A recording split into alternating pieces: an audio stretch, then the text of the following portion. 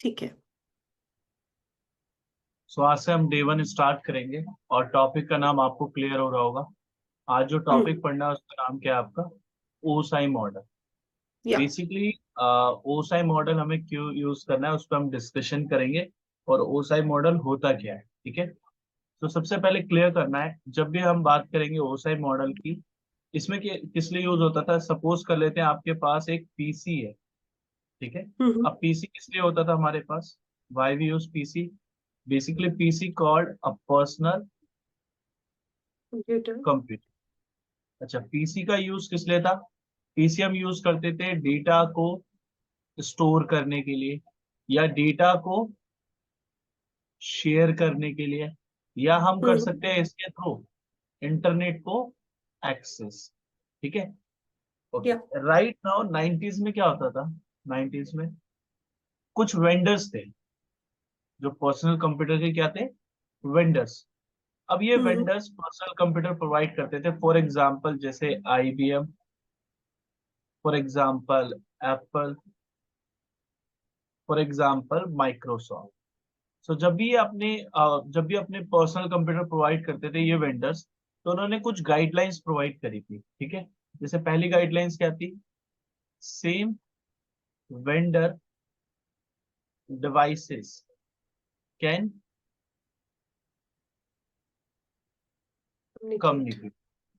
Okay, second guidelines में क्या बोला इन्होंने? Same vendor devices can share data files. ठीक है, या थर्ड गाइडलाइंस में बोला इन्होंने डिफरेंट वेंडर डिवाइसेस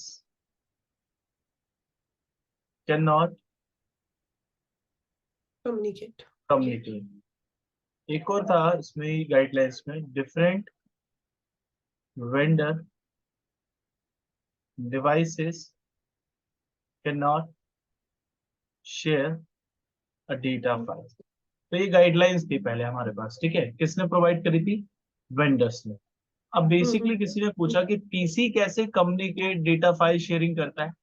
तो बेसिकली पीसी के पास एक एनआईसी कार्ड था। क्या था? NIC NIC. Card. NIC card means network interface card. अब ये नेटवर्क इंटरफेस कार्ड क्या करता था? ये प्रोवाइड करता था कनेक्शन। ठीक है, और ये कनेक्शन कैसे हो सकता था आपके पास? पहला था वायर्ड, या आपके पास कैसा हो सकता है? वायरलेस।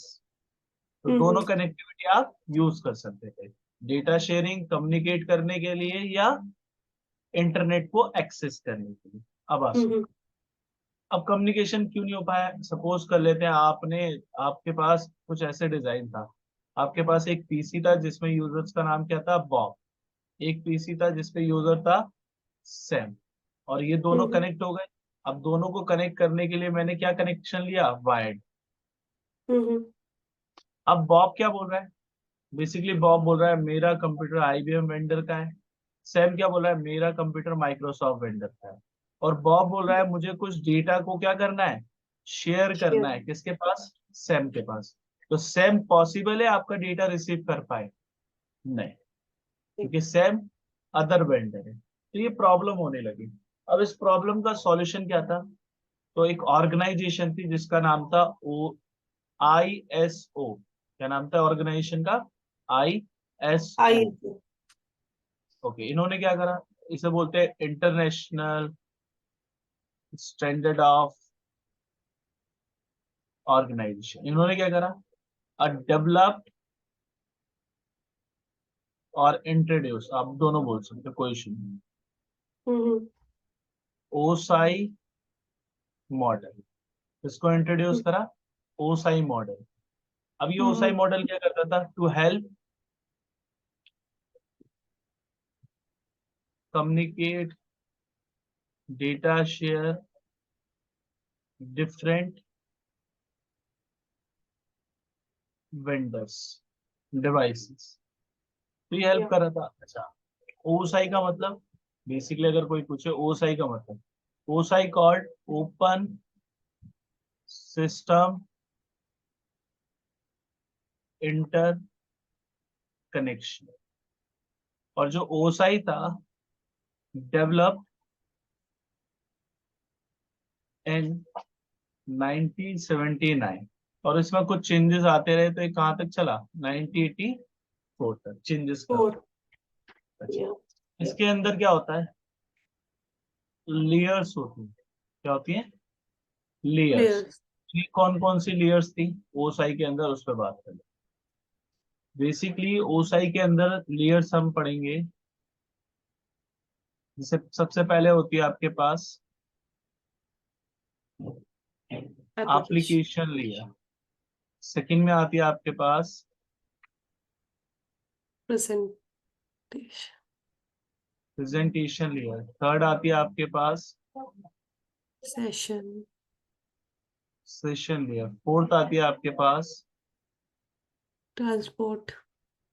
ट्रांसपोर्ट लेयर, फिर आती है आपके पास एक और लेयर जिसका Network. नाम था नेटवर्क लेयर, फिर आती है आपके पास एक डेटा लिंक लेयर, फिर आती है आपके Physical. पास एक और layer, it's name of physical layer.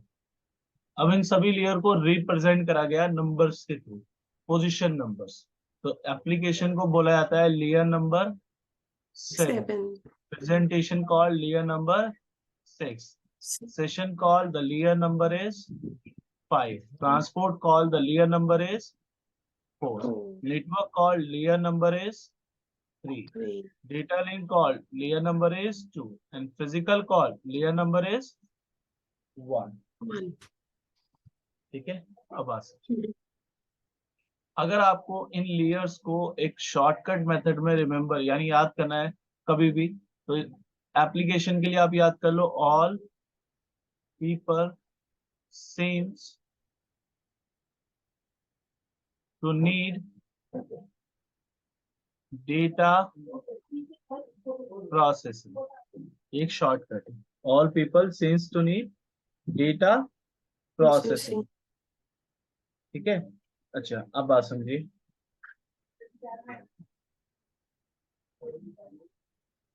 In layers को कैसे याद करना है, कैसे फंक्शन है इनका, तो मैं आपको एक कोई क्विक डिस्कशन पे बात कर लेते हैं हम इसके लिए।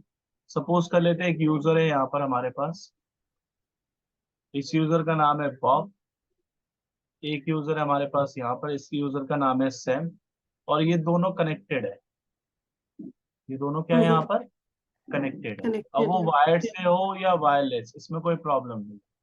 अब बॉब क्या बोल रहा है, ब्रदर मुझे कुछ डेटा सेंड करना है, तो ये बेटा है आपका फ्रॉम Sender. सेंडर्स। अच्छा, सैम बोल रहा है ब्रदर आप सेंड करोगे तो मैं रिसीव, सो ये कहाँ पर बैठा है फ्रॉम Receive. Receiver side. तो दोनों की साइड क्लियर है, एक सेंड करना चाहता है और एक रिसीव करना चाहता है। तो अब Receive. लेयर्स का फंक्शन कैसे काम करेगा वो उस पर ध्यान देते हैं। ठीक है, लेयर्स कैसे काम करेगी, बेसिकली जब बॉब को डेटा सेंड करना है। अच्छा, डेटा का मतलब क्या होता है, डेटा का मतलब इसके अंदर क्या होती है आपकी इंफॉर्मेशन। अब इंफॉर्मेशन किस टाइप की हो सकती है, फॉर एग्जांपल टेक्स्ट, ऑडियो भेज सकते हो आप अपनी, वीडियो हो सकती है, Yeah. वीडियो, या कोई जेपीईजी, या और भी टाइप्स के डेटा हो सकते हैं, जैसे एक्सएलएक्स, डॉक्स, बहुत सारे होते हैं। अब डेटा जा सकता है, अब डेटा जाएगा कैसे, पहले बनाना पड़ेगा। अब डेटा को बनाते कैसे हम, बॉब बोलता है सबसे पहले मैं क्या यूज कर रहा हूँ, एक Application. Application layer. अब एप्लीकेशन लेयर पे क्या करता है वो, बेसिकली बॉब यूज करता है अपने पास एक एप्लीकेशन जिसका नाम क्या लिखा है मैंने एप्लीकेशन का, व्हाट्सएप। अब एप्लीकेशन का मतलब अगर आप कैलकुलेटर यूज कर रहे हो तो कैलकुलेटर भी क्या है आपके लिए एक, पढ़िए क्या लिखा है कैलकुलेटर के नीचे, ऐप। अगर आप पेंट यूज कर रहे हो तो पेंट भी क्या है आपके लिए एक एप्लीकेशन। अगर आप एक्सेल यूज कर रहे हो तो एक्सेल भी क्या है आपके लिए एक एप्लीकेशन। Yeah. तो जब भी आप कोई एप्लीकेशन यूज करते हो तो उससे क्या जनरेट होता है, डेटा। अब मैं क्या बोल रहा हूँ, इसने व्हाट्सएप यूज करा, और व्हाट्सएप यूज करने के बाद इसने क्या बोला, मैंने एक डेटा जनरेट करा है, और इस डेटा के अंदर क्या बोल रहा है, मैं एक मैसेज भेज रहा हूँ, कौन सा, हेलो। ठीक है, अच्छा, अब डेटा इसने जनरेट करा। अब डेटा जनरेट होने के बाद ये रीच कर गया नेक्स्ट लेयर पे। नेक्स्ट लेयर का नाम क्या है? प्रेजेंटेशन। Presentation layer. अच्छा, बॉब ने अगर ये आपको हेलो मैसेज सेंड कर दिया सैम के पास, तो सैम के पास ये जब डेटा जाएगा तो इसको किस टाइप का डेटा मिलेगा? Text, audio, video, JPG, Excel और डॉक्स, किस टाइप का हो सकता है? आपने कौन सा मैसेज भेजा था बॉब की तरफ से? Hello text message. टेक्स्ट। तो सैम को क्या मिलना चाहिए, टेक्स्ट या ऑडियो? टेक्स्ट ही होगा ना। टेक्स्ट ही होगा। और नॉर्मली आप कभी भी किसी को हेलो मैसेज भेजते हो, वो वीडियो तो नहीं क्रिएट हो जाती। तो बेसिकली हाँ। क्या होता है, प्रेजेंटेशन लेयर का काम क्या है? आपके डेटा को क्या करना, रिप्रेजेंट करना। ठीक है। और रिस्पॉन्सिबल रहता है कि आपका जो डेटा है वो एज इट इज किसको मिले, आपके डेस्टिनेशन या रिसीवर। ठीक है। या अब नेक्स्ट बात, अब ये नेक्स्ट लेयर पे गया, प्रेजेंटेशन गया। नेक्स्ट लेयर इसके लिए कौन सी है? सेशन। नेक्स्ट लेयर का नाम क्या लिखा है? Session layer. अच्छा, अगर बॉब को ये हेलो मैसेज भेजना है, तो बॉब के पास पहले तो एक मोबाइल फोन है, और इस मोबाइल फोन में डेटा को ऑन करना पड़ेगा या ऑफ करना पड़ेगा? मोबाइल डेटा को ऑन करना होगा या ऑफ करना होगा डेटा को सेंड करने के लिए? सॉरी, आपकी वॉइस बीच में ब्रेक हुई थी। नहीं नहीं, मैं बोल रहा हूँ अगर बॉब को डेटा सेंड करना है तो उसके लिए मोबाइल डेटा ऑन रहेगा या ऑफ रहेगा? मोबाइल डेटा ऑन रहेगा ना। ऑन रहेगा, तभी तो डेटा जाएगा। ठीक है। हाँ हाँ। बॉब ने बोला मेरे पास मोबाइल डेटा ऑन है, बट सैम क्या बोल रहा है कि मेरे पास मोबाइल डेटा जो है वो क्या कर दिया गया है, क्या ऑफ। रखा है, ऑफ। क्या डेटा रिसीव होगा अब सैम के पास? विदाउट इंटरनेट तो नो। नहीं बिल्कुल हो भी नहीं। सकता। तो बेसिकली सेशन लेयर का काम है कनेक्टिविटी चेक करना।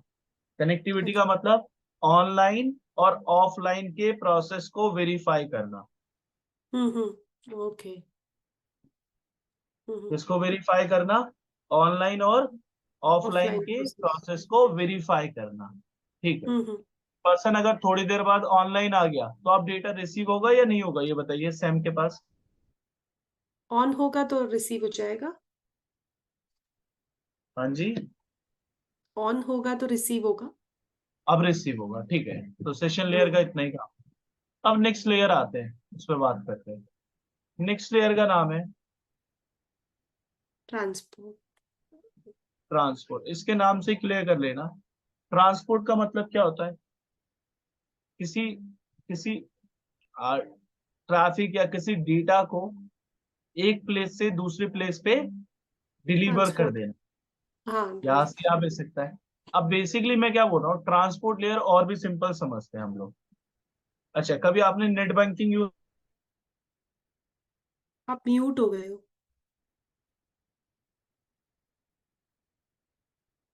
Hello. Hello.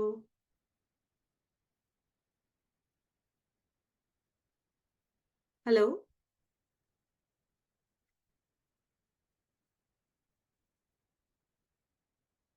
JNTech Networks, a leading training institute for core networking technology. Become Cisco certified network professional with industry's best trainers. JNTech Networks is a highly reputed best networking training institute in India. We are one of the most preferable Cisco certification training institute. We offer candidates to learn from the industry's best networking engineers, network specialists, and network experts who have more than 10 years of industry experience. We are a team of IT industry experts who have excellent working experience in top IT companies. We provide high-quality hands-on training on Cisco courses, including new CCNA 200 to 301, CCNP Enterprise Infrastructure, CCNP Security, CCI Enterprise Infrastructure, and CCI Security V6. We are one of the best CCI training institutes in India. We are not only limited to Cisco training, but we are one of the best multi-vendor training institutes in India. We offer high-quality training for multi-vendor technology courses including Checkpoint certifications, AWS certification, Palo Alto Firewall, ASA Firewall, F5 Load Balancer, BGP MPLS, Fortinet Firewall, Cyber Security CEH, Wireshark and CompTIA Security Plus. JNTech Networks provide training for only high-demanding networking courses. We are filling the gap between the IT industry's demands for skilled and smart networking professionals. We prepare an expert level of networking professionals who are working with top IT companies in India and abroad. We are a 100% lab-based networking training. 4 services पढ़ी थी HTTP, आज हम HTTPS पढ़ेंगे yes, आज हम पढ़ेंगे next layer number अच्छा। 6 और नाम है प्रेजेंटेशन। Presentation layer. ठीक है, अब प्रेजेंटेशन लेयर किस लिए यूज करनी है उसके लिए एक शॉर्ट थ्योरी बता देता हूँ। Basically it will B responsible to represent data types from source to destination। ये डेटा टाइप्स की क्या लेता है, रिस्पॉन्सिबिलिटी। अब हमने लास्ट टाइम थोड़ा सा जब ब्रीफिंग करी थी तो मैंने आपको डेटा टाइप्स बताए थे। इससे डेटा टाइप्स हो सकता है टेक्स्ट, फिर क्या हो सकता है आपके पास वीडियो, ऑडियो, ऑडियो और डेटा टाइप क्या हो सकता है JPG। जेपीईजी। ऑडियो का मतलब हम यूज करते हैं MP3, वीडियो का मतलब हम यूज करते हैं MP3। और बेसिकली जो हमारा टेक्स्ट डेटा होता है वो हमेशा किस में जाता है, एनकोड होके, और बाद में क्या हो जाता है, डिकोड। डिकोड हो जाता है। एनकोड और डिकोड करने के लिए 2 एल्गोरिथम बताए हैं, स्काई और UTM। ठीक है, अब मैं प्रेजेंटेशन लेयर को मैं थोड़ा समझा दूं। इन this layer also perform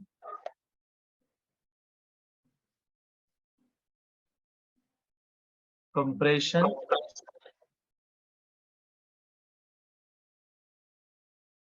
decompression process करते हैं हम यहाँ पे, कंप्रेशन और डिकम्प्रेशन। यहाँ पर एक यूजर है जिसका नाम है बॉब, एक यूजर है जिसका नाम है सैम। Both are connected. आप 2 डिवाइसेस से कनेक्टेड है। एक डिवाइस का माइक म्यूट कर दीजिए। अब बात समझिए, बॉब बोल रहा है मुझे डेटा जनरेट करना है, तो बॉब ने एक एप्लीकेशन यूज करी और डेटा जनरेट करा, और उसने इस डेटा के अंदर क्या बोला कि मैं एक डेटा भेज रहा हूँ जिसके अंदर कौन सा मैसेज है, हेलो। तो जब बॉब डेटा को सैम के पास भेजेगा तो सैम उस डेटा को रिसीव करके क्या बोलेगा कि मुझे डेटा किस टाइप का रिसीव हुआ है, बेसिकली टेक्स्ट, ऑडियो, वीडियो या GPG। तो बॉब बोल रहा है कि मैंने डेटा भेजा था टेक्स्ट का, और सैम को भी एज इट इज कौन सा डेटा रिसीव होना है, टेक्स्ट। तो ये जो सारा प्रोसेस है, जब भेजा था तो मैंने इसे सोर्स बोला, और जब रिसीव हुआ था ये कौन है हमारे लिए, डेस्टिनेशन। तो सोर्स से डेस्टिनेशन तक जब डेटा जाता है तो इनके बीच में रिस्पॉन्सिबिलिटी किसकी होती है, प्रेजेंटेशन लेयर की। अब प्रेजेंटेशन लेयर हमेशा डेटा टाइप चेक करेगा कि जो डेटा आपने सेंड करा है वही डेटा उसको रिसीव होना है, यानी हेलो मैसेज ही मिलेगा। अब सपोज कर लेते हैं बॉब ने अगेन एक डेटा सेंड करना है, और वो बॉब क्या बोल रहा है, मुझे एक डेटा सेंड करना है, और मेरा डेटा किसमें है, ऑडियो में। ये डेटा बॉब किसको हैंड ओवर कर रहा है, सैम को। जब सैम को ये डेटा रिसीव हो रहा है तो सैम वेरीफाई कर रहा है कि डेटा किस टाइप का आ रहा है मेरे पास, टेक्स्ट है, ऑडियो है या वीडियो। तो जो ऑडियो का डेटा है ये टेक्स्ट में कन्वर्ट हो सकता है, नहीं। वीडियो में नहीं, तो ये एज इट इज जो डेटा है वही रिसीव होगा। ठीक है, ये बेसिक सिनेरियो था। अब मैं आपको थोड़ा सा एडवांस पे बात कर लेते हैं। बॉब ने अगेन एक डेटा जनरेट करा, और उसने बोला मैं डेटा के अंदर एक पिक्चर शेयर कर रहा हूँ, और इस पिक्चर के जो पिक्सल है वो है 1024768 पिक्सल, और इसका जो साइज है वो कितना है अंकिता, 20 MB। और बॉब ने ये पिक्चर आपके फॉर एग्जांपल व्हाट्सएप एप्लीकेशन के थ्रू सेंड करनी है। तो बॉब ने ये डेटा आपको सेंड करा, आपको लग रहा है ये डेटा सेंड हो रहा है, एक्चुअली ये डेटा अपलोड करा जा रहा है। और ये अपलोड कहाँ पर हो रहा है आपका? ये अपलोड हो रहा है डेटाबेस सर्वर में। किसके डेटाबेस सर्वर में? व्हाट्सएप की। अब जब सैम को ये डेटा क्या होगा? रिसीव। तो एक्चुअली सैम कौन सा प्रोसेस कर रहा है? डाउनलोड का प्रोसेस। और ये डाउनलोड कहाँ से कर रहा है? डेटाबेस सर्वर से। अब सैम को जब डेटा मिला तो उसने देखा कि मेरे पास एक डेटा है और डेटा के अंदर एक पिक्चर है, और पिक्चर का जो पिक्सल है 640x768 पिक्सल है, और पिक्चर के फाइल का साइज है 2 MB। क्या आपको एक्यूरेट इमेज मिली है? चेक करके बताइए। सेम टू सेम डेटा मिला है क्या आपको? नहीं, बेसिकली ये डेटा सेम टू सेम नहीं है। मैंने डेटा कितना शेयर कराया था? 20 MB, और पिक्सल था 104768। अब क्या हुआ है बैकएंड में? Actually end of the day जो डेटाबेस सर्वर है इस पे स्टोरेज होगी सारी। अब जब स्टोरेज करोगे तो यहाँ पर एक ही यूजर नहीं है व्हाट्सएप पे। व्हाट्सएप पे मिलियन ऑफ यूजर्स एक्टिव हैं और सभी डेटा शेयर करते हैं। तो डेटाबेस सर्वर में अगर सभी फाइलें स्टोर होंगी तो डेटाबेस का साइज एक दिन फुल हो जाएगा। तो इसीलिए व्हाट्सएप के डेटाबेस सर्वर पे डेवलपर्स ने एक प्रोसेस फॉलो कराया। उस प्रोसेस में क्या बोला कि जब कोई डेटा को सेंड करेगा, यानी वो क्या कर रहा होगा एक्चुअली? अपलोड। और अपलोड करते टाइम डेटा के साथ क्या होगा? कंप्रेशन। और जब कोई डेटा को रिसीव कर रहा होगा, यानी वो डेटा को क्या कर रहा है? डाउनलोड। तो यहाँ पर क्या कराएगा? डीकम्प्रेशन। लेकिन ये क्यों करना है? डेटा का जो साइज है डेटाबेस सर्वर में ज्यादा इंक्रीज ना हो। लेकिन ये हर डेटा के साथ नहीं होता है। अब एक बताओ, टेक्स्ट डेटा को कंप्रेस कर सकते हो? वो पहले से ही कंप्रेस फॉर्म में। ऑडियो भी कंप्रेस फॉर्म में होता है, वीडियो हो सकता है, और जेपीईजी फाइल्स। तो मैंने एक पिक्चर भेजी और पिक्चर में ये हो गया। अब पिक्चर में क्या हुआ कि 640 पिक्सल का जो साइज है वो एक्यूरेट है? नहीं। 2 MB की फाइल थी आपके पास? नहीं। तो जो आपने यहाँ पर एक्चुअल पिक्चर भेजी है, रिसीवर को क्या एक्चुअल पिक्चर रिसीव होगी? नहीं। यहाँ पर उसकी क्वालिटी क्या हो जाएगी? रिड्यूस हो जाएगी। बेसिकली एक प्रोसेस होता है कंप्रेशन और डीकम्प्रेशन। इसका एक एग्जांपल है व्हाट्सएप। व्हाट्सएप क्यों? क्योंकि व्हाट्सएप आपकी एक फ्री एप्लीकेशन है। व्हाट्सएप क्या आपकी फ्री एप्लीकेशन। और जब भी किसी फ्री एप्लीकेशन की बात आती है वो सभी कंप्रेशन और डिकम्प्रेशन परफॉर्म करते हैं। फॉर एग्जांपल अगर मैं बात करूं गूगल ड्राइव की, क्या गूगल ड्राइव भी स्टोरेज प्रोवाइड करता है अंकिता? यस, गूगल ड्राइव पे भी स्टोरेज है, लेकिन गूगल ड्राइव ने स्टोरेज की कुछ लिमिटेशन दे रखी है। लिमिटेशन कैसी है कि आपको 15 GB तक ही डेटा को स्टोर करने का अलाउ है। उससे ज्यादा अगर डेटा स्टोर करना है you need to purchase the membership. तो यहाँ पर वो कंप्रेशन नहीं होता हमेशा, वो सिर्फ किस पे होगा? जितनी भी फ्री एप्लीकेशन है। ठीक है। वैसे ही हम नेक्स्ट लेयर पे मूव करते हैं, लेयर नंबर 5। और लेयर नंबर 5 का नाम है सेशन लेयर। सेशन लेयर के बारे में थोड़ा सा सेशन लेयर किस लिए यूज होता है? It will B responsible to initiate, maintain session and delete session in between client and server। जब भी आप वेबसाइट पे जाते हो, इंटरनेट सर्व करते हो, तो आप क्लाइंट हो, और जो आप यूज कर रहे हो सर्विसेज या कोई भी सर्वर, तो वो क्या आपका डेस्टिनेशन यानी सर्वर है। तो मैं क्लाइंट और सर्वर का जो सेशन बनेगा वो कैसे बनेगा? इनिशिएट हो सकता है, मेंटेन या डिलीट करा जा सकता है। लेकिन this session initiate, maintain, delete with the help of port numbers, table. सिर्फ एक टेबल होते हैं जिसकी हेल्प से ये काम होता है सारा का सारा। अब कौन सा होता है मैं बात करता हूँ। मैंने आपको HTTP पढ़ाया था, आई थिंक आपको याद होगा। HTTP का पोर्ट नंबर कितना बताइए? HTTP का था 83। बस नहीं सॉरी, HTTP का था HTTP का FTP 80 FTP FTP का था 83 FTP is और 22 22 और 21 हाँ और 20 उसका 21 HTTPS का था 443 FTP का था 20 और 21 हाँ ठीक है। FTP का 20 और 21 था और HTTPS का था 443 और DNS DNS का 83 था क्या किसी का तो था 83 अब वो याद नहीं किसका था 53 नहीं DNS का था 53 ठीक है। अब बात हाँ समझो। DNS का 53 था हाँ अब सबसे पहले हमें पढ़ना पड़ेगा पोर्ट नंबर का कॉन्सेप्ट, क्योंकि पोर्ट नंबर मैं बार बार याद करा रहा हूँ और पोर्ट नंबर हमारे कुछ सर्विसेज ने भी यूज करे थे। तो पोर्ट नंबर की एक पूरी थ्योरी है, उस पर अभी हम बात कर लेते हैं, क्योंकि सेशन लेयर में उसकी रिक्वायरमेंट है कि सेशन लेयर में जब अच्छा भी कोई इनिशिएट होगा, मेंटेन होगा या डिलीट होगा तो पोर्ट नंबर के बेस पे बनेगा, क्योंकि पोर्ट नंबर टेबल कौन मेंटेन करता है, वो पोर्ट नंबर टेबल मेंटेन करी जाती है पोर्ट नंबर्स के थ्रू। ठीक है, किसके थ्रू मेंटेन होती है, पोर्ट नंबर्स के थ्रू। तो अभी हम बात कर लेते हैं पोर्ट नंबर के ऊपर। सबसे पहले मैं यहाँ पे कुछ थ्योरी लिखता हूँ।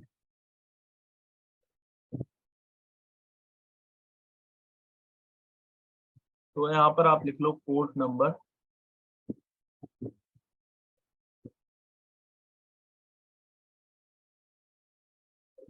आप इसको बोल सकते हो यूनिक आइडेंटिटी। ठीक है, it's available in numeric values. ठीक है, अच्छा एक और बात समझो, इट्स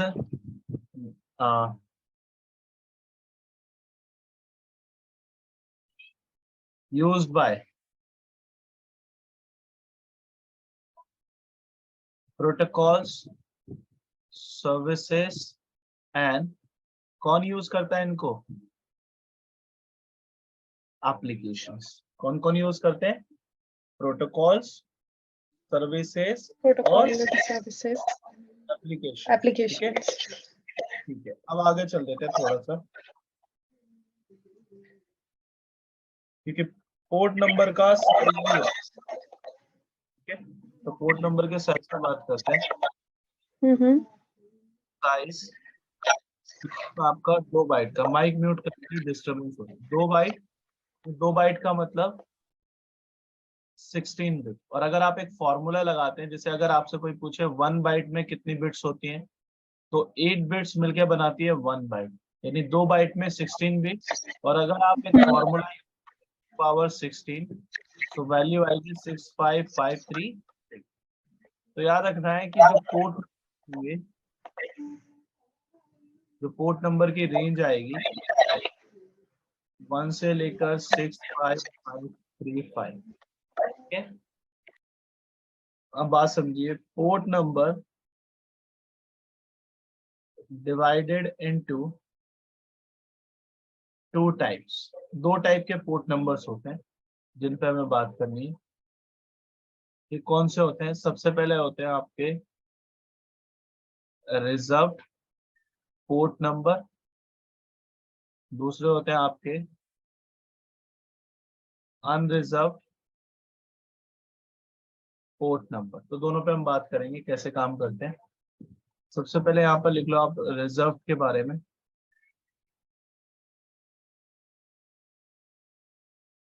कुछ की पॉइंट्स, पहला, this port number predefined with protocols, services and application, उनके साथ पहले से डिफाइन होते हैं। This port number also known as a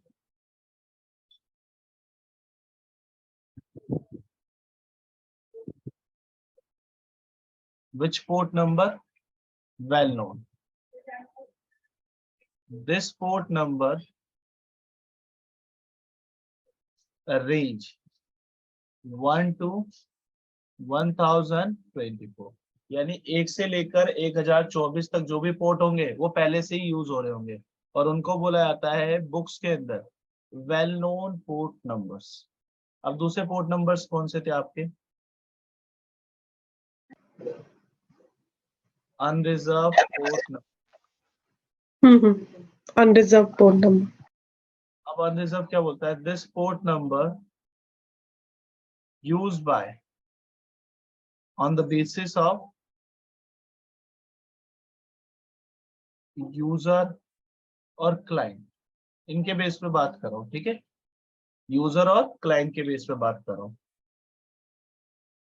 whenever user or device trying to reach destination and get multiple resources available to reach destination, then use this port number। अभी एक user के base पे कौन से बताया? Suppose कर लो user को google.com open करना है, क्या वो सिर्फ क्रोम ब्राउजर से ही ओपन कर सकता है? ये बताना आप मुझे। क्या क्रोम ब्राउजर ही उसको गूगल एक्सेस करा सकता है? नहीं। उसके पास मल्टीपल ब्राउजर है, तो उस केस में क्या होगा? बहुत सारी एप्लीकेशन हो गई और जाना है एक स्पेसिफिक पर्सन के पास है। तो आपके पास जब मल्टीपल रिसोर्सेज हो और जाना आपको एक ही डेस्टिनेशन पे हो या मल्टीपल डेस्टिनेशन पे भी हो, कोई प्रॉब्लम नहीं है, तब आप क्या यूज करोगे? Unreserve port number. तब आप क्या यूज करोगे? अनरिजर्व पोर्ट नंबर, ठीक है? Port number.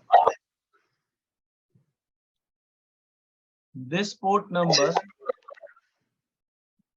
also known as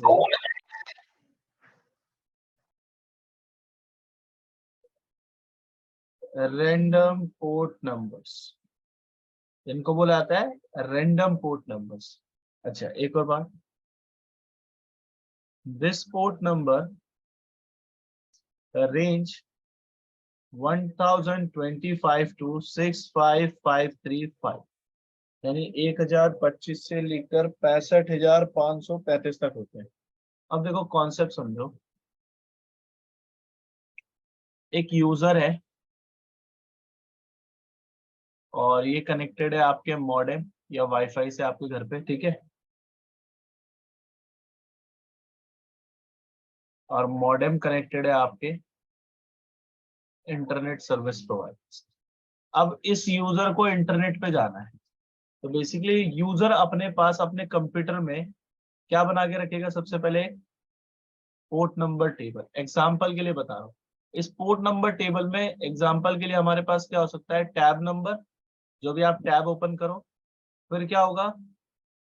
तो सोर्स पोर्ट नंबर, फिर क्या होगा? डेस्टिनेशन पोर्ट नंबर, और फिर क्या होगा आपका? सर्विसेज, ठीक है? सर्विसेज। सर्विस। अब बात सुनिए, इस यूजर ने बोला मुझे गूगल ओपन करना है, तो इस यूजर ने क्या करा? गूगल क्रोम ओपन करा और टैब नंबर कितने पे गया? 1 पे, तो एक्सेस कर सकता है। इस यूजर ने टैब 1 पे जाके लिख दिया CCNA और एंटर कर दिया, यानी इस यूजर ने अब एक सेशन को क्या करा है? इनिशिएट। और सेशन को इनिशिएट करने के लिए इसने अपने डेटा के अंदर क्या बोला कि मैंने एक इंफॉर्मेशन ऐड करी है जिसका नाम क्या है? सोर्स नंबर, और फिर एक और इंफॉर्मेशन है डेस्टिनेशन पोर्ट नंबर। तो एक बताओ, इसके पास जो एप्लीकेशन है जिससे सीखने की वेबसाइट पे जा रहा है, क्या वो एक सिंगल एप्लीकेशन है जिससे जा सकता है? ये मल्टीपल है, मल्टीपल हो सकते हैं ब्राउजर। तो सोर्स पोर्ट नंबर इसका रैंडम का पहला पोर्ट नंबर क्या था? 1025। लेकिन सीखने की वेबसाइट कौन सी सर्विस यूज करती थी? HTTP, that means port number is 8। और ये ट्रैफिक किसको मिल? मॉडेम ने ट्रैफिक रिसीव करते ही क्या चेक करा, डेस्टिनेशन कौन है, 80, यानी इसको इंटरनेट की कोई सर्विसेज स्पेसिफिक आईएसपी को भेजा, आईएसपी ने देखा अच्छा 80 एचटीटीपी, आईएसपी ने बोला मैं आपको सर्विस, तो जब आईएसपी ने रिप्लाई करा तो आईएसपी ने बोला मैं डेटा ही भेज रहा हूँ आपको, लेकिन अब आपके डेटा में सबसे पहले क्या लगा रहा हूँ, सोर्स पोर्ट नंबर, और फिर क्या लगा रहा हूँ, डेस्टिनेशन पोर्ट नंबर। अब ये बताओ जब आईएसपी आपको रिप्लाई कर रहा है तो क्या वो आपको सर्विस दे रहा है, यस, तो सोर्स पोर्ट नंबर में वो सर्विस जो आप मांगने गए थे, तो मेरे केस में हमने कौन सी यूज करी थी, 80। अब आईएसपी को ये रिप्लाई कौन सी टैब पे देना है, उसको देना है टैब 1 पे, तो पोर्ट नंबर क्या था, 1025।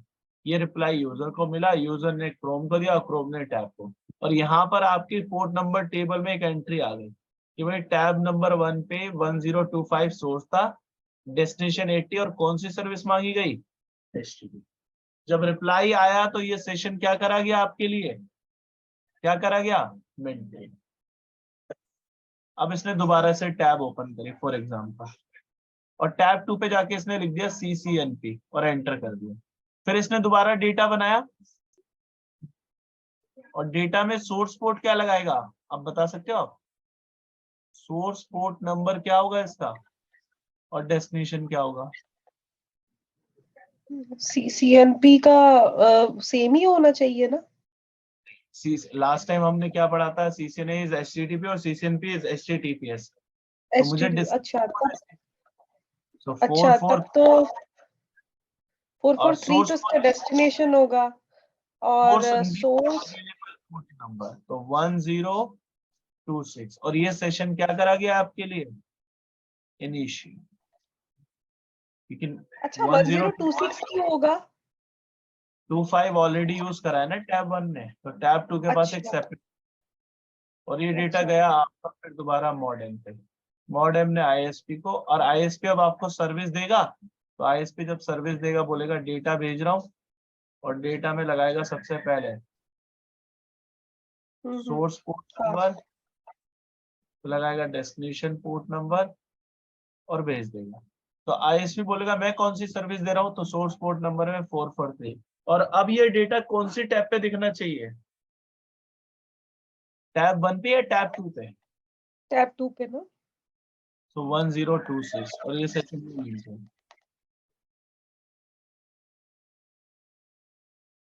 अब अगर कोई आया दोबारा से, उसने लिखा कि भाई मुझे तो टैब 3 पे जाना है, और टैब 3 पे उसने बोला मुझे अवस्थ वेबसाइट पे जाना है, तो फिर उसने डेटा बनाया, डेटा में क्या बोला, सोर्स पोर्ट और डेस्टिनेशन पोर्ट। अब उसको पता चला अवस्थ से तो ये डाउनलोड करता है, तो डेस्टिनेशन इज 21, और source port next available, but किसी ने टैब 1 को क्लोज कर दिया, यानी ये एंट्री अब आपकी हट गई।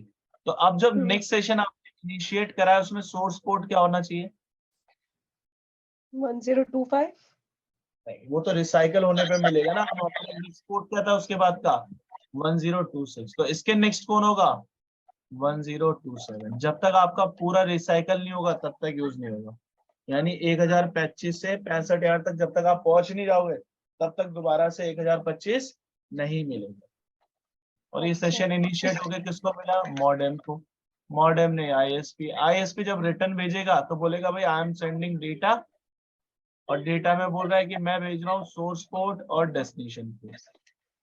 सोर्स पोर्ट कौन है, 21, डेस्टिनेशन कौन है 1027, और जब ये रिप्लाई आईएसपी से मॉडेम और मॉडेम से यूजर को मिलता है तो यूजर उसके लिए सेशन को क्या करता है, रिप्लाई मिलने के बाद मेंटेन, और एक एंट्री बनाता है 1027 21 और F। तो ये थी आपकी एक अच्छा सेशन। अब हम बात नेक्स्ट लेयर पे, layer 4,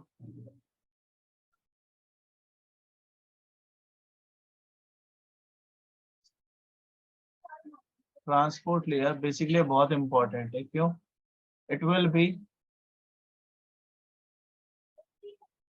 responsible to transfer data from source to, कहां पर भेजते हैं पढ़िए, लाइन पढ़िए क्या लिखा हुआ है ये पूरी। Transfer. It will be responsible to transfer data from source to destination.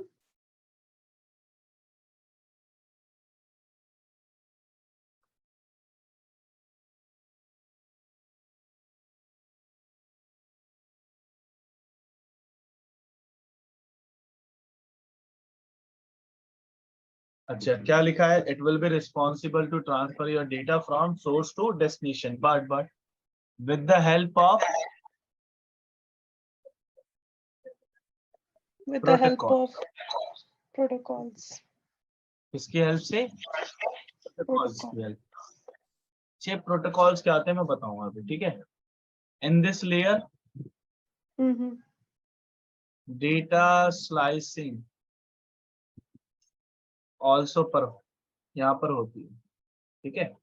अब हमें सबसे पहले समझना पड़ेगा प्रोटोकॉल क्या है। तो देखो मैं आपको बता दूं,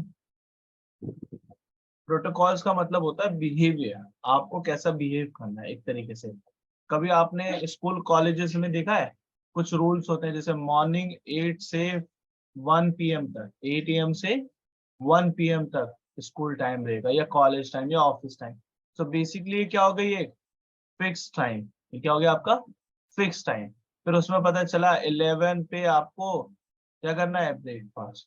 तो ऐसे ही कुछ आपके प्रोटोकॉल्स का काम होता है। प्रोटोकॉल्स भी एक फिक्स कंडीशन पे काम करते हैं, इसलिए बुक्स में प्रोटोकॉल की जो थ्योरी है वो लिखी होती है सेट ऑफ रूल्स। क्या बुलाता है प्रोटोकॉल को, सेट ऑफ रूल्स। और सेट ऑफ रूल्स बोलने का रीजन क्या था, उनकी कुछ कंडीशन है काम करने की। कैसे, जैसे एक प्रोटोकॉल का नाम है रिलायबल।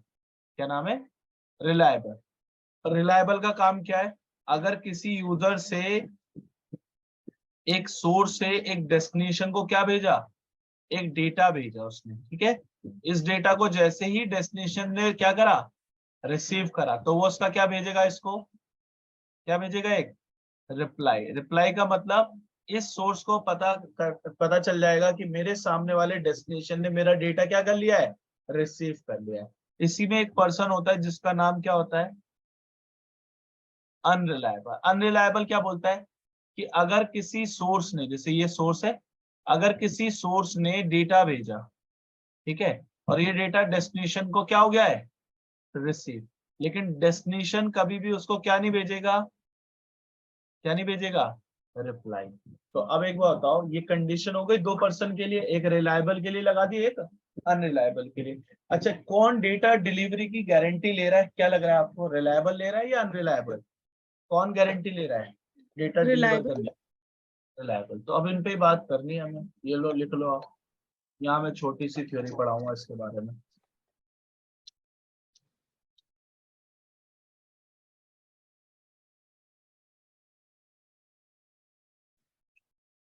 ठीक है, रिलायबल प्रोटोकॉल पढ़ना था, अब इसके बारे में समझो। whenever यूजर हो या डिवाइस हो, trying to send data with the help of reliable protocol and destination user या device receive data, then must be sent back reply and acknowledge message। क्या भेजेंगे वो एक दूसरे को, डेटा मिलते ही रिप्लाई और क्या भेजना पड़ेगा, एक्नॉलेज मैसेज, ठीक है। अब बात समझो दोस्तों, reliable protocol called TCP protocol. क्या बोला जाता है इसको, टीसीपी। TCP.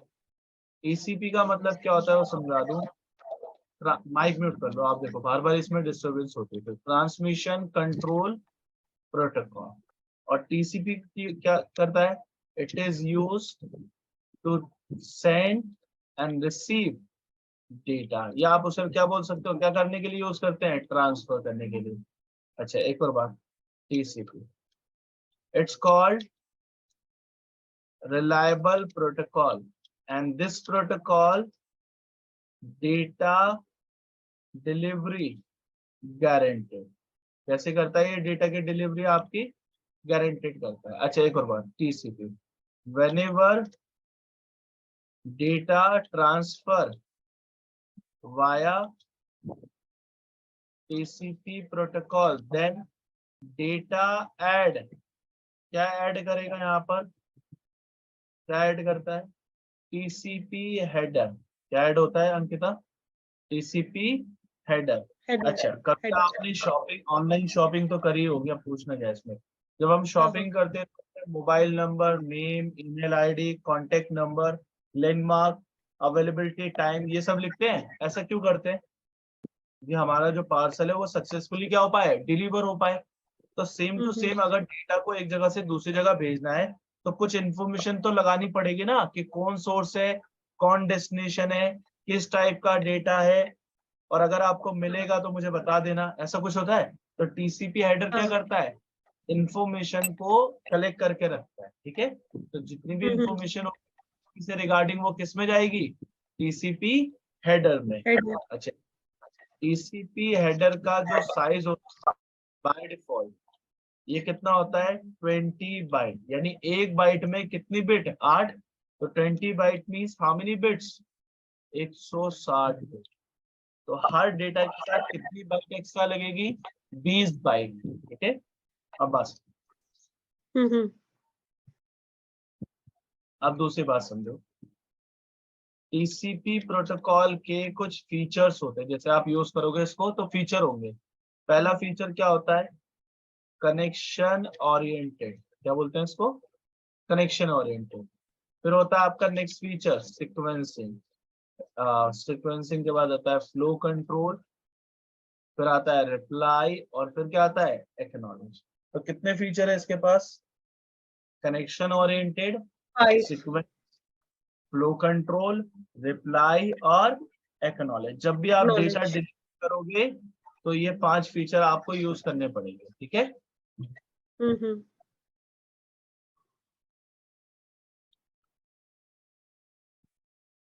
तो ठीक है, आपने टीसीपी की कहानी तो पढ़ ही ली ना रिलायबल के बारे में। अब दूसरे प्रोटोकॉल पे हाँ, बात करें। दूसरा प्रोटोकॉल ठीक कौन है। सा था, अनरिलायबल प्रोटोकॉल। अनरिलायबल प्रोटोकॉल के बारे में बात करते हैं। अब देखो, अनरिलायबल की एक कहानी है, मैं बता दूं। whenever user, और या लिख सकते हो आप device, trying to send data with the help of which protocol, unreliable protocol, and destination user हो या कौन हो, device, receive data then never send back reply and कौन सा मैसेज नहीं भेजते, एक्नॉलेज। क्या आपको डेटा मिल गया, आप कभी रिप्लाई और एक्नॉलेज भेजोगे उसको, बताओ, नहीं, ऐसा कुछ नहीं। ओके, अनरिलायबल प्रोटोकॉल कौन होता है, यूडीपी। यूडीपी का मतलब यूजर डेटाग्राम प्रोटोकॉल, ठीक है। एक और बात समझो, UDP, this protocol help to transfer data, ठीक है। अच्छा, यूडीपी के बारे में, दिस प्रोटोकॉल डेटा डिलीवरी, इसकी डेटा डिलीवरी नॉट गारंटेड, की गारंटी वारंटी नहीं देता ये किसी UDP, but data quickly transfer, कैसे ट्रांसफर कर देगा डेटा को, क्विकली, यानी फास्ट प्रोसेस करता है डेटा के लिए यूडीपी। पर यूजर और डिवाइस यूज, आपके यहाँ से बहुत वॉइस का इको आ रहा है, डिस्टर्बेंस आ रहा है। whenever user or device use UDP protocol, then add UDP header with data। और याद रखना, UDP header size is how many byte, Ankita कितने बाइट का है, चेक करके बताइए मुझे, कितने बाइट का लिखा है मैंने, UDP का हेडर का साइज बताइए।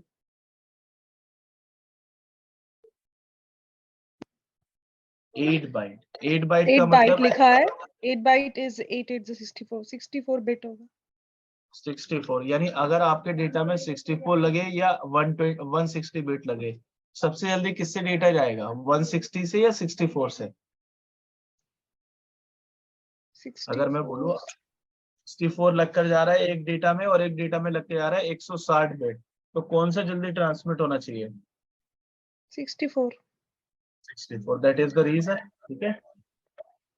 अच्छा, ये प्रोटोकॉल के फीचर्स होते हैं। ठीक है। और पहला फीचर होता है इसका कनेक्शन लेस। इसके अंदर क्या होता है? Connection less. अच्छा, नो सीक्वेंसिंग, ये सीक्वेंसिंग करता है? नहीं। नो रिप्लाई, ये रिप्लाई भी नहीं भेजता। No acknowledge, but data quickly transmit. क्या कर सकता है? डेटा को क्विकली ट्रांसमिट कर सकता है, यानी फास्ट ट्रांसमिशन के लिए यूज करते हैं। भाई देखो, जो लाइव स्ट्रीमिंग होती है उसमें कोई आपको ऐसी प्रॉब्लम दिखती है कि अभी मैच चल रहा है और आपको दिख ही नहीं रहा है, 10 मिनट बाद आ रहा है, 20 मिनट नहीं। स्ट्रीमिंग इज नहीं। ऑलवेज, तो that is the reason in streaming. और ब्रॉडकास्टिंग, ब्रॉडकास्टिंग का मतलब ऐसे समझो, न्यूज देखते हो आप, न्यूज जो लाइव न्यूज हाँ। होती है वो भी किस पे काम करती है? यूडीपी पे। कभी आपको एंकर बोलता है कैन यू हियर मी, ऐसा कुछ आता है? नहीं। I am audible? नहीं, क्योंकि उनको क्या पता है कि हमारी तरफ से कनेक्शन क्या हो गया? एस्टैब्लिश। अब हम क्या करेंगे? सिर्फ अपनी इंफॉर्मेशन सेंड करेंगे, सामने वाले को रिसीव करना है तो करो, नहीं करना तो मत करो। ठीक है। तो ये हो गए कौन कौन से प्रोटोकॉल? टीसीपी और यूडीपी। क्लियर है? अब UDP। आसन, हम सिर्फ टीसीपी पढ़ेंगे और यूडीपी उसका बिल्कुल अपोजिट है। ठीक है। जो टीसीपी में हो रहा है वो यूडीपी में नहीं होगा। ठीक है। अब बात है, अभी बीच में फीचर हो जाएगा।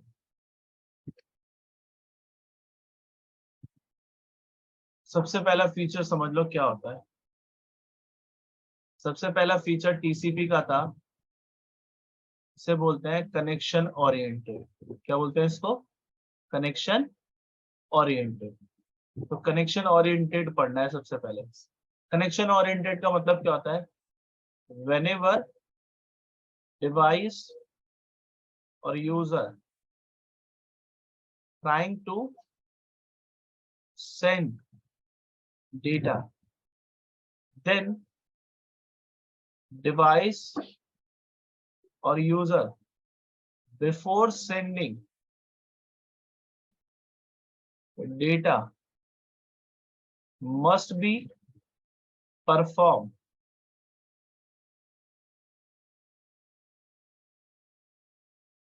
क्या परफॉर्म करना पड़ेगा उन्हें? पढ़िए क्या लिखा हुआ है। Three-way handshake तो आपने process। सुना होगा, अगर आप सिक्योरिटी में हैं तो ये प्रोसेस आपने सुना होगा। तो ये 3-वे हैंडशेक करना पड़ता है डेटा भेजने से पहले टीसीपी। तो मैं क्या बोल रहा हूँ, एक यूजर यहाँ पर है जिसका नाम है बॉब, एक यूजर यहाँ पर है जिसका नाम क्या है? सैम। और ये जो कैरेक्टर्स के नाम मैं बता रहा हूँ ये आपको बुक्स में मिलेंगे। अब बात समझो, बॉब बोल रहा है ब्रदर मुझे कुछ डेटा को क्या करना है? शेयर। बट प्रॉब्लम ये है मैं टीसीपी के थ्रू भेज रहा हूँ। और अब बॉब क्या बोला, अगर मैं टीसीपी के थ्रू भेजूंगा तो मुझे सबसे पहले डेटा भेजने से पहले क्या करना पड़ेगा? 3-वे हैंडशेक प्रोसेस। क्या करना पड़ेगा अंकिता? 3-वे handshake process. और अब मैं आपको Three-way handshake। अब जो मैं 3-वे बता रहा हूँ ये है नॉन टेक्निकल। ये कौन सा है? Non technical. ठीक है, सब समझा। Non-technical। बॉब ने एक मैसेज भेजा, उस मैसेज में क्या बोला? I want to Handshake। Set communication with you. क्या बोल रहा है? कि मुझे एक सेटअप करना है कम्युनिकेशन के लिए आपसे। ठीक है। सैम ने आपका मैसेज क्या कर लिया? एक्सेप्ट कर लिया। डन। तो सैम ने आपका मैसेज जैसे एक्सेप्ट करा तो उसने क्या बोला? ओके। ओके का मतलब आपका मैसेज आ गया है। और उसी ओके के साथ एक मैसेज भेजा। सैम ने बोला अगर मैं भेजूंगा तो आपको भी तो एक्सेप्ट करना पड़ेगा ना। तो सैम ने अपने पास एक मैसेज दोबारा बनाया इसी के अंदर। क्या बोला? Start your communication.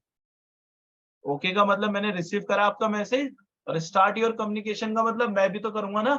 तो अब आपका ये मैसेज किसको मिलेगा? ये मैसेज किसको मिला? बॉब को। बॉब ने देखा अच्छा ओके तो आ गया मेरे पहले मैसेज के लिए, और सामने वाला सैम भी बोल रहा है कि स्टार्ट योर कम्युनिकेशन, यानी उसको भी करना है। तो बॉब ने यहाँ से कौन सा मैसेज भेज दिया? ओके। अब चेक करो कितनी स्टेप में आपका प्रोसेस कंप्लीट हो गया। 3 steps. 1 2 3, इसी को 3 पे बोलते हैं, ठीक है। नॉन टेक्निकल का। अब टेक्निकल सब देखो, जब भी आप टीसीपी हेडर यूज करोगे, क्या यूज करोगे? TCP header. तो टीसीपी हेडर के अंदर क्या होते हैं? फ्लैग। क्या बोलते हैं? फ्लैग। और फ्लैग का काम क्या होता है? किसी फंक्शन के बारे में बताना, या किसी फीचर के बारे में बताना, या किसी प्रोसेस को इंडिकेट करना, ठीक है, या किसी कनेक्शन की इंफॉर्मेशन को देना। ये सारे काम करते हैं कौन? फ्लैग, ठीक है। अब बात समझो, ये फ्लैग अगर यूज में है तो क्या लिखा आएगा उनमें? 1। अगर नॉट इन यूज तो उनपे क्या लिखा आएगा? 0, ठीक है। और फ्लैग कितने टाइप के होते हैं वो देख लो।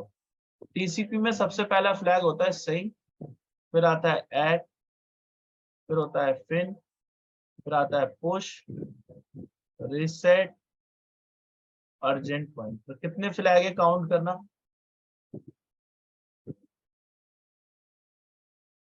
1 2 3 4 5 6, ठीक है। सिंक का मतलब तो वही, क्या करना? कम्युनिकेशन के लिए क्या बनाना? सेटअप बनाना। एक्नॉलेज का मतलब एक्सेप्ट करना। फिन का मतलब क्लोज करना, कि वो सेक्शन क्लोज कर दिया गया। पुश का मतलब डेटा को सेंड करना। रीसेट मतलब जब आप रिफ्रेश करते हो या रिट्राई बोल सकते हो। और अर्जेंट का मतलब प्रायोरिटी देना। क्या देना? प्रायोरिटी। Priority.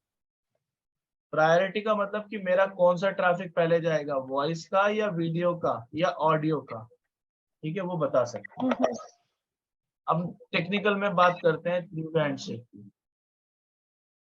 यहाँ पर मैं एक डिवाइस लगाता हूँ जिसका नाम है बॉब, एक डिवाइस लगाता हूँ जिसका नाम है सैम।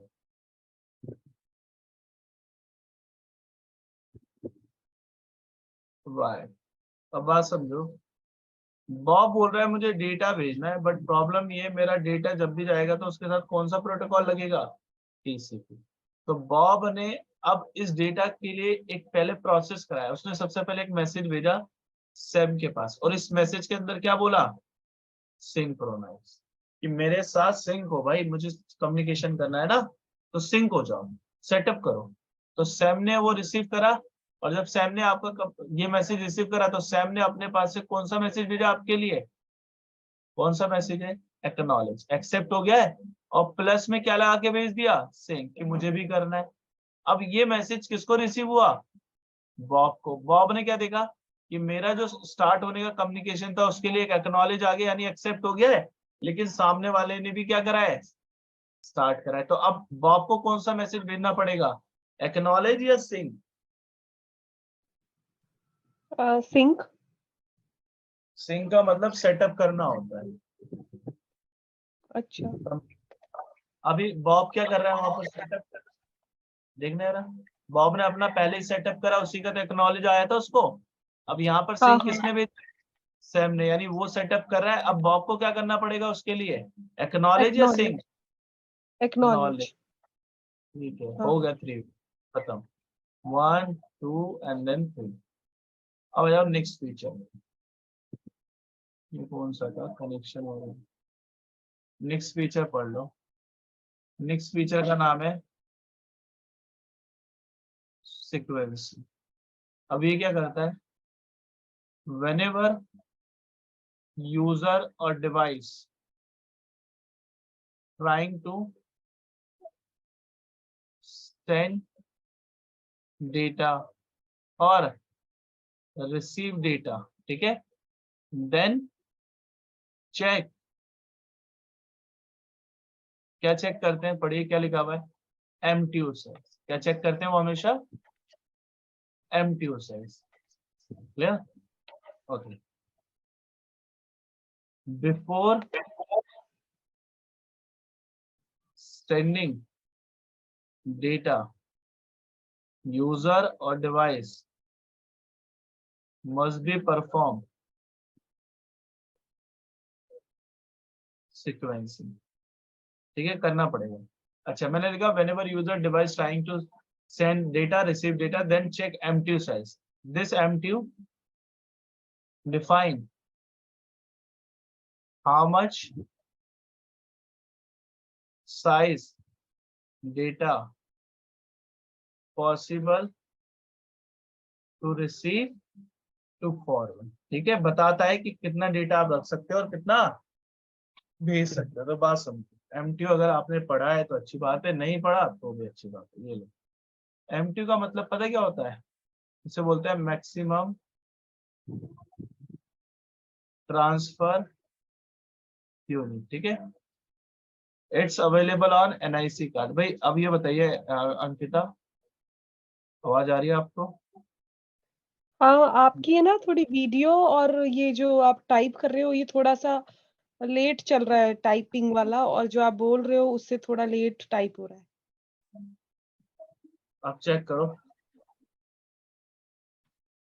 अब देखो। हाँ, अब आप बोलिए, कुछ लिखिए। हाँ, मेरी वॉइस आ रही है अब?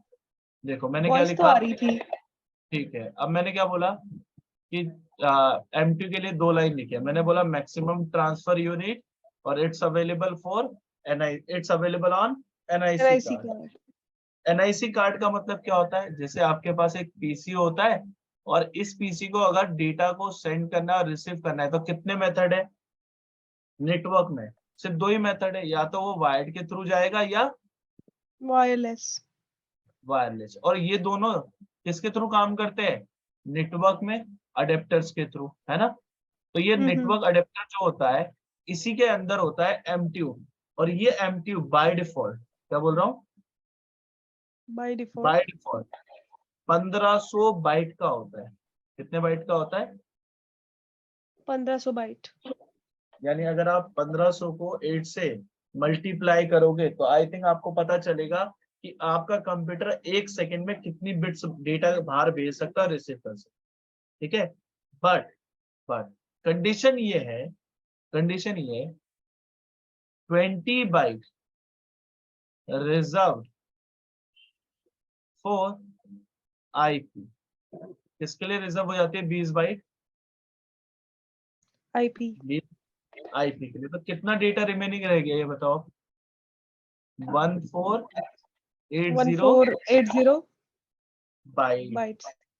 ठीक है, अब बात सुनो, देखो वही 2 यूजर लिया था मैं, जैसे एक है बॉब और एक है हमारे पास सैम, और दोनों को किससे कनेक्ट कर देते हैं अंकिता? वायर्ड से या वायरलेस से, कोई दिक्कत नहीं है। ठीक है, अब मैं क्या बोल रहा हाँ, हूँ, इस एनआईसी कार्ड का एमटीयू साइज होगा, और एमटीयू कितना है? 1480 बाइट। क्योंकि आईपी के बिना डेटा जाएगा एक जगह से दूसरी जगह?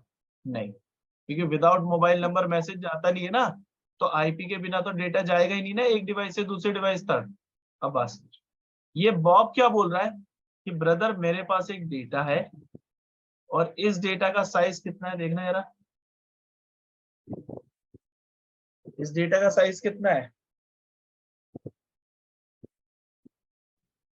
2000 बाइट। 2000 बाइट। क्या ये एक एक बॉक्स में ये डेटा एक जगह से दूसरी जगह जा सकता है? देखना आपके डिवाइस का एमटीयू साइज कितना है और मुझे बताओ, क्या ये डेटा जा सकता है एक ही टाइम में? नहीं, because the size is less, size तो कम है। मुझे आप बस यस और नो में बताइए, फिर मैं आपको नहीं, एक्सप्लेन। नहीं जा सकता क्योंकि मेरा एमटीयू कितना है? 1480 और मैं भेज 80 कितना रहा हूँ? 2000। तो 2000। इस केस में क्या होगा डियर? इस केस में करा जाएगा इस डेटा को स्लाइसिंग। क्या कराएगा?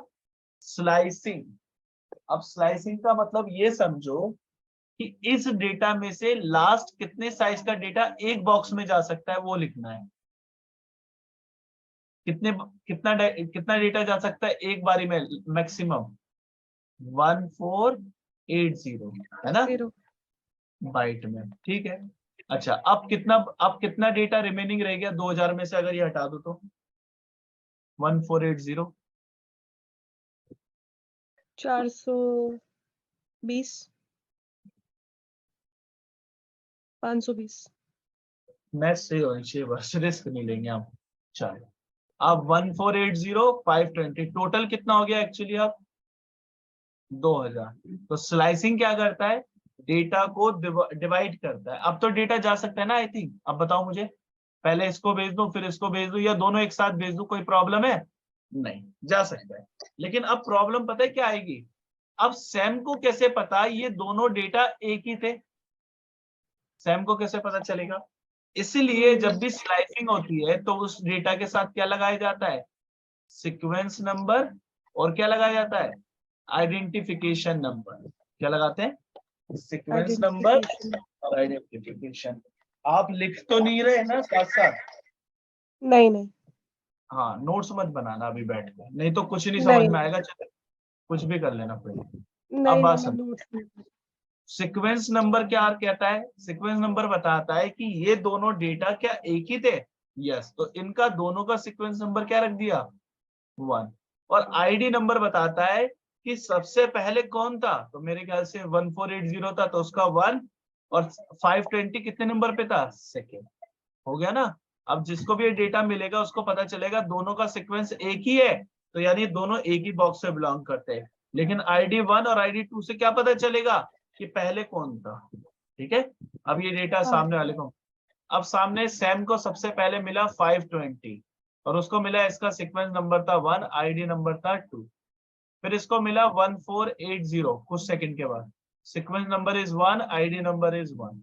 बट एक प्रॉब्लम हो गई, बॉब बोल रहा है ब्रदर मैंने आपको डेटा कितने साइज का भेजा था, 2000, मुझे एक एक्नॉलेज करो कि आपको 2000 बाइट मिल गया है, क्या भेजो मुझे? बॉब क्या बोल रहा है, सैम मुझे 2000 का एक्नॉलेज भेजो। लेकिन सैम तो कंफ्यूज है भाई, क्योंकि उसको तो कितने डेटा मिले, 2, उसको थोड़ी ना पता है 2000 है ये टोटल। तो सैम ने क्या देखा, अब सैम को कैसे पता चलेगा सैम के डिवाइस को, तो सैम का डिवाइस एक टास्क करेगा। क्या लिखा हुआ है टास्क का नाम पढ़िए आप, रिसेंबलिंग। रीअसेंबलिंग। रीअसेंबलिंग का ये मतलब सब। रीअरेंजमेंट। तो सबसे पहले उसने देखा कि मुझे रखना पड़ेगा आईडी 1, सीक्वेंस तो दोनों का ही 1 है। फिर उसने बोला मैं रखूंगा फिर कौन सा वाला, आईडी नंबर 2, और सीक्वेंस नंबर तो उसका भी क्या है, 1 ही है। तो अब आप मुझे बताओ सबसे पहले कौन सा डेटा रखूं, 1480 या 520, कौन सा रखना है?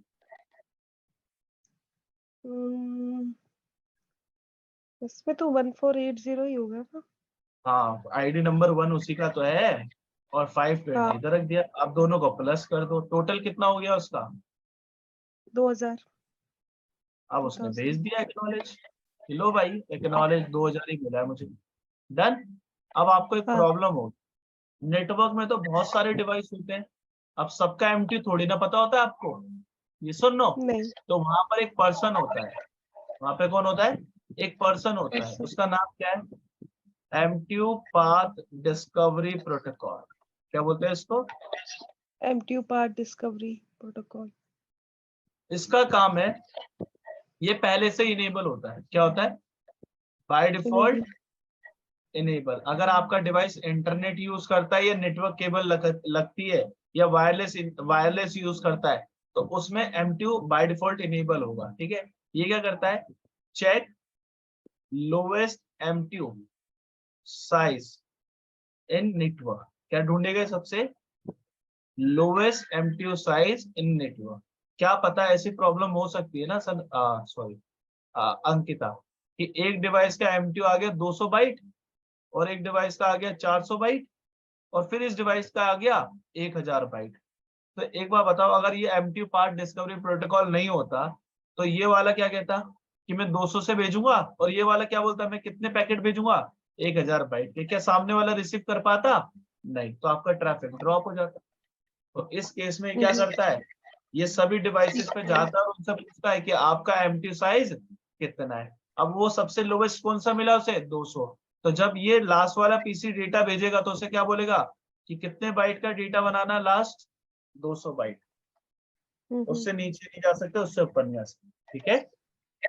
हाँ ओके चलो, सीक्वेंसिंग हो गया, एक लास्ट फीचर है फ्लो कंट्रोल, खत्म करो इसको।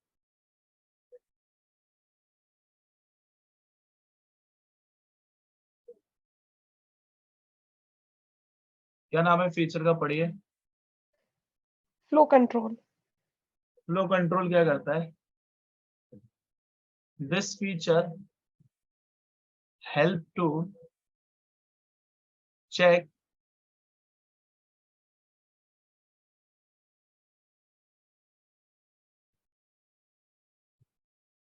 क्या चेक करता है, पढ़िए और बताइए मुझे।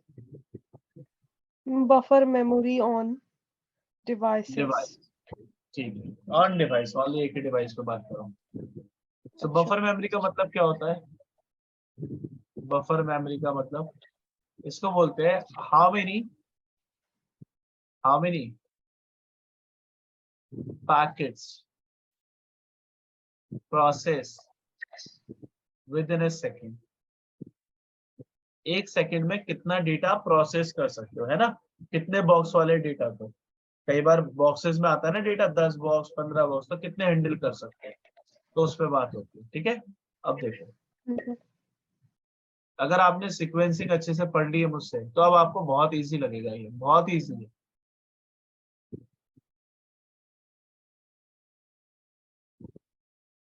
आपने ओएसआई की वीडियो देख ली थी लास्ट वाली?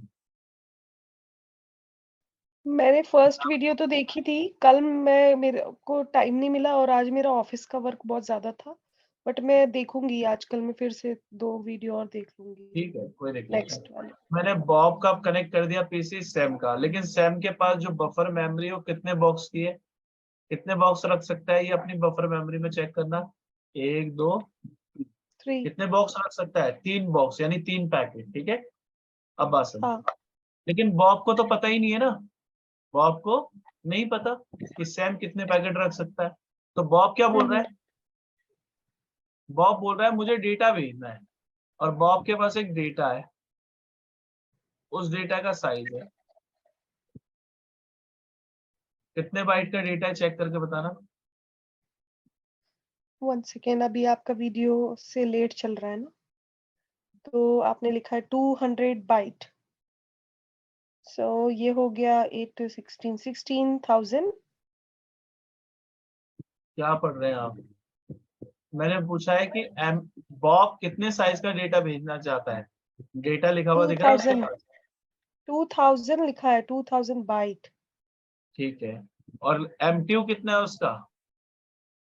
MTU 200 बाइट है।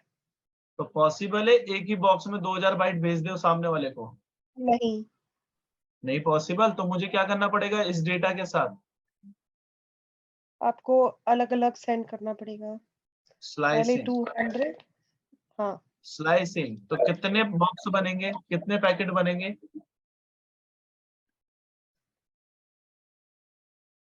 एक बनेगा 200 बाइट और एक होगा 1800। आपका एमटीयू साइज 200 बाइट का है, तो 200 से ज्यादा नहीं जा सकता, तो आप 1800 का कैसे भेज दोगे? न ज्यादा जा सकता है ना ज्यादा आ सकता है, अच्छा। और आपको भेजना ओके। 2000 बाइट है, तो अच्छा, कितने बॉक्स बनाने पड़ेंगे 2000 के? फिर तो हमें 5 ये बनाने पड़ेंगे, 10। 10। अब आ गए सही आप लाइव पे। हम्म। ठीक है, बना दिए मैंने। अब बॉब को तो नहीं हाँ, पता ना ये 10 के 10 बॉक्स एक बार में भेज दूं एक ही टाइम पे, ऐसा कर दूं तो प्रॉब्लम हो सकती है। तो बॉब क्या करता है? बॉब बोलता है ब्रदर, मैं फ्लो कंट्रोल के थ्रू आपकी मेमोरी चेक करना है। क्या चेक करूंगा? मेमोरी। मेमोरी। और मेमोरी किस लिए चेक करनी है? मेमोरी किस लिए चेक करनी है Ayesha, sorry Ankita? Basically memory इसलिए चेक करनी है कि आप एक सेकंड में कितने बॉक्सेस को रख के प्रोसेस कर सकते हैं। तो वो क्या करेगा इस केस में? बॉब क्या बोलेगा? बॉब बोलेगा ब्रदर मैं सबसे पहले आपको कितने नंबर का पैकेट भेज रहा हूँ? एक नंबर। मैं एक ही पैकेट भेज रहा हूँ, यानी एक बॉक्स। तो सैम उसको रखेगा और अपनी बफर मेमोरी में रख के प्रोसेस कर लेगा, क्योंकि अभी भी उसके पास कितने पैकेट का स्पेस है? 2 पैकेट। अभी 2 भी उसके पैकेट पास का। कितना स्पेस है? 2 पैकेट का। और जैसे ही प्रोसेस कर लेगा उसको क्या भेज देगा? एक एक्नॉलेज। Acknowledge acknowledge. क्या बोलेगा कि कितने नंबर का पैकेट प्रोसेस कर दिया उसने, कितने नंबर का फर्स्ट। Packet process? फर्स्ट। पहला। अच्छा। हम्म। अच्छा, अब बॉब को लगा भाई मैंने एक भेजा तो इसने इमीडिएट प्रोसेस कर दिया, अब बॉब क्या बोलता है, ठीक है, बॉब बोलता है मैं अब आपको कितने बॉक्स भेज रहा हूँ, कितने बॉक्स भेज रहा हूँ मैं आपको, 2। कौन कौन से, 2 नंबर वाला और 3 नंबर 3। वाला, क्योंकि 1 नंबर वाला तो लास्ट टाइम क्या हो गया था, 1 सेकंड में ही प्रोसेस हो गया था ना, तो अब इसने भेजा हाँ 2 और 3। अब सैम ने रख लिया, सैम ने इसको 2 को भी रखा, 3 को भी, अभी भी उसकी बफर मेमोरी में स्पेस है या नहीं है, ये बताओ। अब तो नहीं होगा, लग क्या रहा है आपके क्योंकि सामने लिखा हुआ है, सिर्फ सामने दिखा रखा है डिजाइन, ये देखो ना, ये बफर मेमोरी है, इसमें आपको 2 बॉक्स रखने हैं, आपने 2 बॉक्स रखने के बाद भी एक स्पेस दिख रहा है खाली, हाँ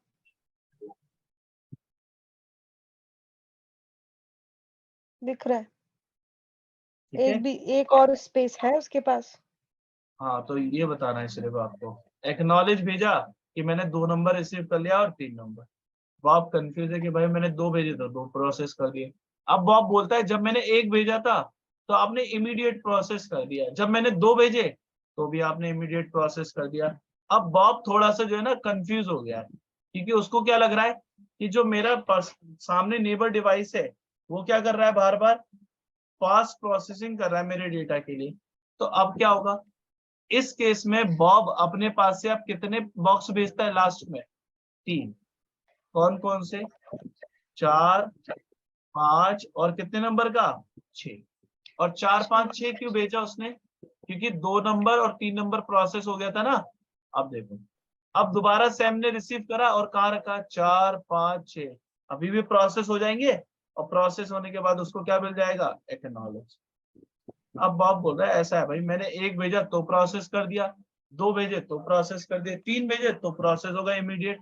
अब बॉब बोलता है जितने भी बचे हुए पर्सन है ना, सबको ही भेज दूंगा एक ही बारी में, ठीक है। कौन कौन, 7, 8, 9, 10, ये लो, 7, 8, 9, 10, 7, 8, 9। क्या 10 नंबर को रखने के लिए स्पेस है आपके पास, यहाँ तो नहीं है। और कहाँ रखेंगे फिर अगर वहां नहीं है तो बताइए आप, बफर मेमोरी के अलावा कहीं रख सकते हैं डिवाइस पे, नहीं। तो 7, 8, नहीं 9 रख लिया, लेकिन 10 नंबर को रखने के लिए स्पेस है, नहीं। तो इस नहीं, केस में क्या कर देगा, 10 नंबर को वो ड्रॉप, और ड्रॉप जैसे कर ही वो देगा। ड्रॉप करेगा, अब ड्रॉप कर दिया इसने, ठीक है। बॉब कितने भेज रहा था पैकेट आपको, 4। अब आप उसको जब एक्नॉलेज भेजोगे तो क्या बोलोगे, कितने पैकेट रिसीव हुए हैं, इसको बताइए। सैम ने कितने पैकेट रख के प्रोसेस करे थे,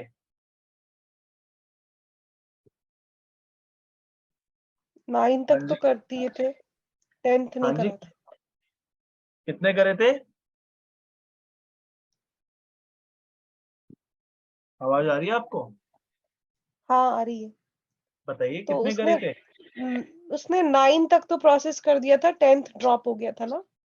टोटल कितने प्रोसेस हुए एक बारी में,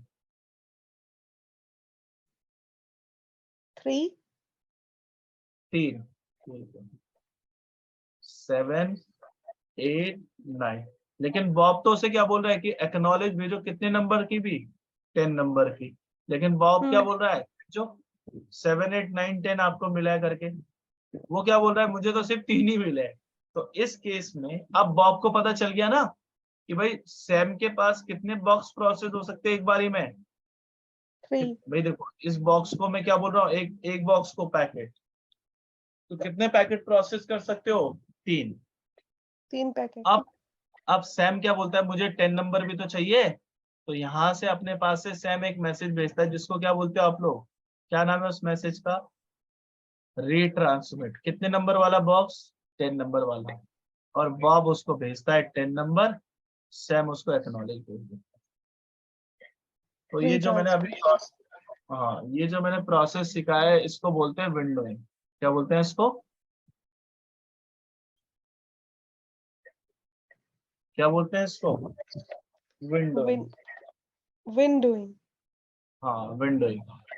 अब एक ओके। दो और फीचर है, एक एक लाइन के, वो तो खत्म है फिर ये। एक है रिप्लाई और एक है एक्नॉलेज।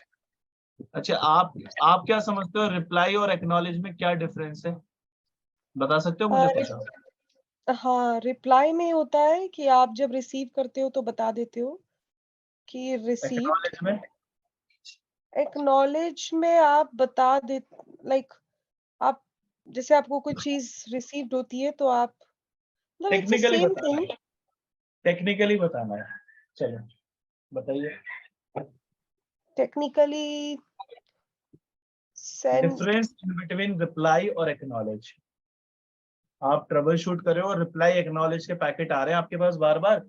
अब आप बताओ क्या प्रॉब्लम हो सकती है रिप्लाई और एक्नॉलेज से, सिर्फ इतना बताना है। हेलो, हाँ नमस्कार। हाँ,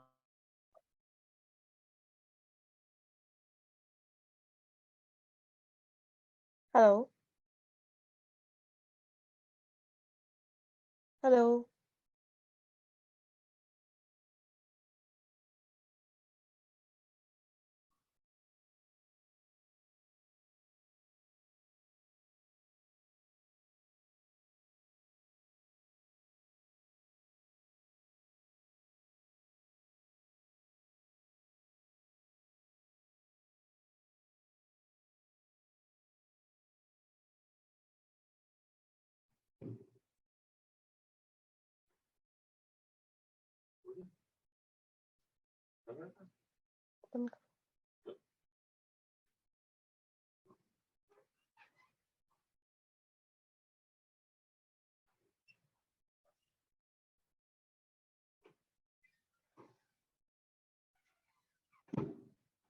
आवाज आ रही है अंकिता जी? अब बताइए। हाँ वो पहले रिप्लाई, नहीं आ रही थी आपकी।